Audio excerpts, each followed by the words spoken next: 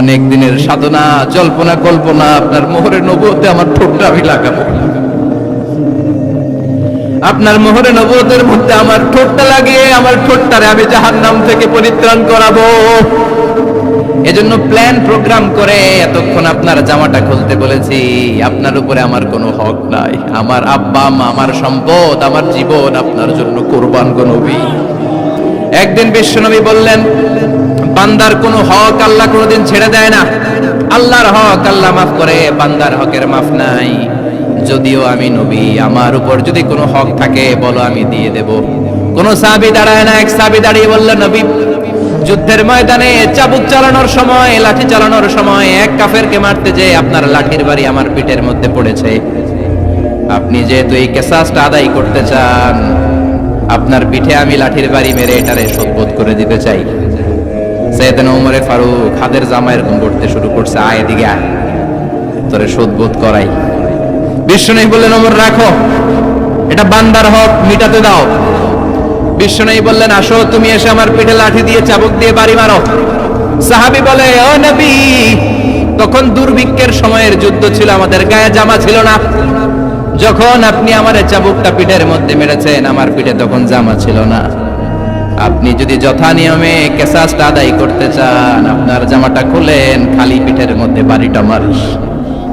এবার ওমরে ফারুককে ধরে কে, এদিকে আয়, তোরে দেখাইতেছে। বিশ্বনবী বললেন, ওমর থামো, মারতে দাও। বিশ্বনবী উনার জুব্বাটা উপরের দিকে উঠালেন, পিঠের মধ্যে বাড়ি দেওয়ার জন্য ওই সাহাবীকে ডাকলেন। ওই সাহাবী বিশ্বনবীকে পিছন দিক থেকে জড়িয়ে ধরে ওই মোহরে নবুয়তের মধ্যে চুমু দিয়ে ফেলেছে।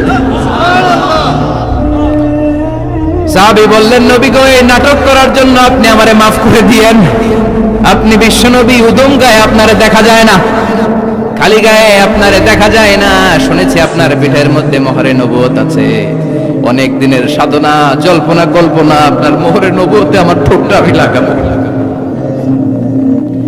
আপনার মোহরে নবুয়তের মধ্যে আমার ঠোঁটটা লাগিয়ে আমার ঠোঁটটারে আমি জাহান্নাম থেকে পরিত্রাণ করাবো। এজন্য প্ল্যান প্রোগ্রাম করে এতক্ষণ আপনার জামাটা খুলতে বলেছি।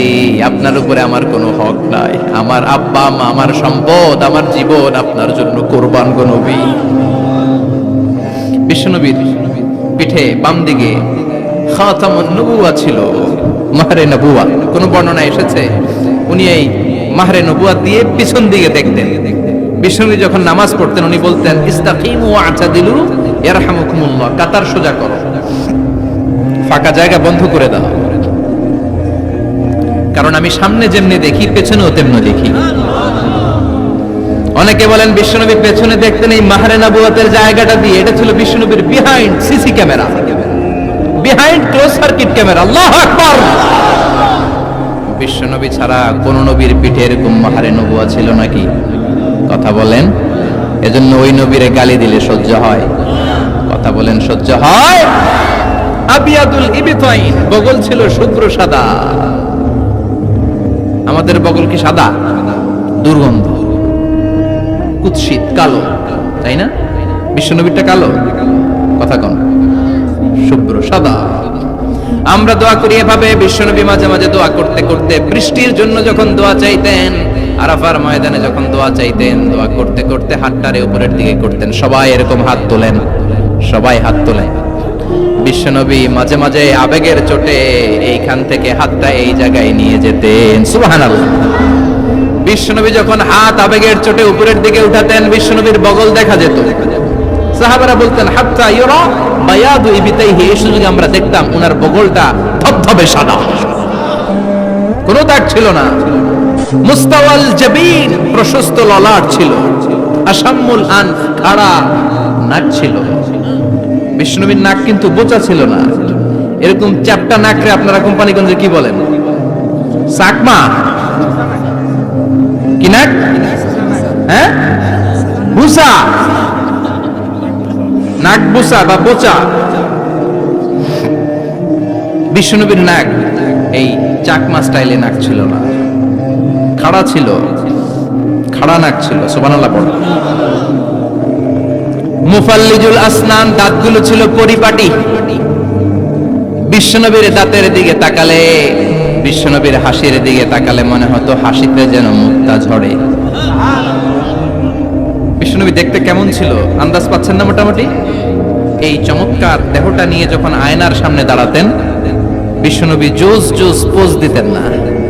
এখনকার ছেলেপেলেরা বলে আয়নার সামনে দাঁড়াইয়া দেই জোস জোস পোজ, আছে না নাই? বিশ্বনবী জোস জোস পোজ দিতেন না। বিশ্বনবী আয়নার সামনে দাঁড়িয়ে বলতেন, আল্লাহুম্মা হাসানতা খালকি ফাহসিন খুলুকি। ও আল্লাহ, আমার চেহারাটা যেমনি আপনি সুন্দর বানিয়েছেন, আমার হৃদয়টারেও সুন্দর করে দেন। What a attitude, what an attitude! কি অ্যাটিটিউড ছিল না! আমরা আয়নার সামনে সেজে পড়ে দাঁড়ালে চুলকে সাইজ করি, পাং করি, স্টাইল করে ডিজাইন করি। বিশ্বনবী সুন্দর চেহারাটা নিয়ে যখন আয়নার সামনে দাঁড়াতেন বলতেন, আল্লাহ আমার চেহারাটা যেমনি সাদা, হৃদয়টারও সাদা করে দেন। কিছু মানুষ আছে চেহারা সাদা, হৃদয় কালো, আছে না নাই? কিছু মানুষ আছে চেহারাটা কুচকুচে কালো, অন্তরটা সাদা, এমন মানুষও আছে না নাই? বিশ্বনবীর ভেতরও সাদা, বাহিরও সাদা। সুবহানাল্লাহ। আর এই সুন্দর সাদা দেহ নিয়ে আয়নায় দাঁড়িয়ে পড়তেন, আল্লাহ চেহারা যেমনি সুন্দর, চরিত্রটাও সুন্দর করে দেয়। এজন্য আয়নার সামনে দাঁড়িয়ে এই দোয়ার দরকার আছে না নাই? পড়তে রাজি আছেন? মনে থাকবে না মাহফিল শেষ ভুলে যাবেন? মনে থাকবে? আয়নার সামনে আপনি যখন দাঁড়াবেন, আপনার স্ত্রী যখন দাঁড়াবে, আপনার বাচ্চারা যখন দাঁড়াবে, বলে দিবেন, বাবা আয়নার সামনে দাঁড়ানোর দোয়া পড়ো। তো অসাধারণ দোয়া। পড়েন আওয়াজ করে আমার সাথে, আল্লাহুম্মা হাসানতা খালকি ফাহসিন খুলুকি। আল্লাহুম্মা হাসানতা খালকি ফাহসিন খুলুকি। এর মানে আল্লাহ আমার চেহারাটা করেছো সুন্দর, আমার আচরণ, আমার চরিত্রটাও সুন্দর করে দাও। চিৎকার করে পড়েন আমিন।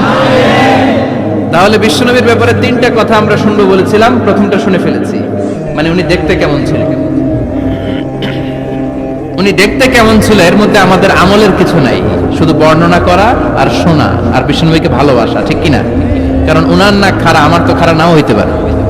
উনি সুন্দর, আমি তো শ্যামলা হইতে পারি, কারণ এটা আল্লাহর দেয়া পরীক্ষা, ঠিক কিনা? দ্বিতীয় পয়েন্ট থেকে আমাদের আমল শুরু। দ্বিতীয় পয়েন্ট ছিল বিশ্বনবীর আচরণগত বৈশিষ্ট্য। আমার নবীর বিহেভিয়ার কেমন ছিল, কন্ডাক্ট সিস্টেম কেমন ছিল, ম্যানার কেমন ছিল, মানুষের সাথে কমিউনিকেশনটা কেমন ছিল, ব্যবহারিক জীবনটা কেমন ছিল, এগুলো আমল করার দরকার আছে না নাই? কষ্ট হচ্ছে? কষ্ট হচ্ছে? মনোযোগ আছে তো? মনোযোগ আছে না গেছে? আমরা এবার শুনবো বিশ্বনবীর আচরণ কেমন ছিল। বিশ্বনবী যখন রাস্তা দিয়ে হাঁটতেন, ইয়ামশি হাউনান, বিনয়ের সাথে হাঁটতেন। ইয়ামশি হাউনান, রহমানের বান্দারাও বিনয়ের সাথে রাস্তা দিয়ে হাঁটে, ঠিক কিনা? وعباد الرحمن الذين يمشون على الأرض هونا وإذا خاطبهم الجاهلون قالوا سلاما।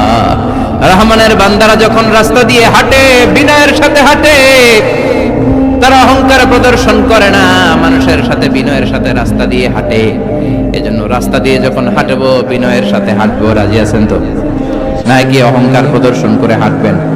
বিশেষ করে যুবকেরা, 3-4 জন যুবক একসাথে হলে রাস্তায় ওদের আর কারো হুঁশ জ্ঞান থাকে না, পুরো দুনিয়াটাই মনে হয় দুনিয়াটাই আমার, আছে না নাই? না, মুরব্বীকেও সম্মান করবা, মহিলাদেরকে সম্মান করবা, তোমার জায়গায় তুমি হাঁটবা, ভদ্রভাবে হাঁটবা। ভদ্রভাবে হাঁটার দরকার আছে না নাই? উনি মুরব্বী, একদিন উনিও তোমার মতো যুবক ছিল, ঠিক কিনা?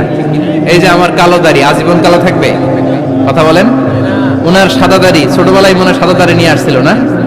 হ্যাঁ, উনিও একদিন তাগড়া যুবক ছিল, উনিও কোম্পানিগঞ্জ বাজারে দাঁড়ালে লোকজন তাকিয়ে থাকতো, ঠিক কিনা? তার মানে রং ধরা যৌবন জং ধরে শেষ। যৌবন সব সময় থাকে না, সার্টেন একটা পিরিয়ডের জন্য আল্লাহ দিয়েছে। এজন্য যুবক ভাইরা, তোমাদের রক্ত গরম, তোমাদেরকে বিনয়ী হতে হবে বেশি, ঠিক কিনা? রাজি আছো তো সবাই? বিশ্বনবী বিনয়ের সাথে হাঁটতেন। ওখানা ইয়াতাবাসসাম, সবসময় মুচকি হাসতেন। কি করতেন? মুচকি হাসেন তো আপনারা? হাসেন না? মুচকি হাসবেন, কারণ মুচকি হাসতে পয়সা লাগে না। লাগে? মুচকি হাসি দেন তো একটা। এই যে সবার এখন মুচকি হাসি, পয়সা লাগছে? কথা কর। তাবাসসুমুকা ফি ওয়াজহি আখিকা সাদাকা, you smile to your brother, it's a charity. তুমি তোমার ভাইয়ের দিকে তাকিয়ে যে মুস্কি হাসবে, এত সদকা দেওয়ার সওয়াব হয়ে যাবে। বিশ্বনবী সব সময় মুচকি হাসতেন। হাসি তিন ধরনের, তাবাসসুম, দিহক, কাহকাহা। কাহকাহা মানে অট্ট হাসি, আলিফ লাইলার দত্তরা যেমন হাসি দেয় ওই হাসি। এটা নামাজের মধ্যে কেউ দিলে নামাজও শেষ, ওযুও। আর দিহক, হালকা আওয়াজে হাসি, সামান্য দাঁত দেখা যায় মাঝে মাঝে। বিশ্বনবী মজা করে এরকম হাসি দিতেন, কিন্তু সব সময় বিশ্বনবীর ঠোঁটের মধ্যে মুচকি হাসি লেগেই থাকতো। তাহলে আমরা বিনয়ের সাথে হাঁটবো, নাম্বার 1। নাম্বার 2, সবসময় মুচকি হাসবো। রাজি আছেন? ঘরে যেই স্ত্রীকে একটা মুচকি হাসি দিবেন, আজকে রাতেই দিবেন, যেই একটা মুচকি হাসি। রাজি আছেন? হ্যাঁ, ভালোবাসা বাড়াই দিবে কে? কথা কয় না। ভালোবাসার কথা আসলে আওয়াজ কমে যায়। ভালোবাসার কথাও কোরআনে আছে না নাই? আল্লাহু আকবার। আল্লাহ দাম্পত্য জীবনের ভালোবাসা তুমি বাড়িয়ে দাও।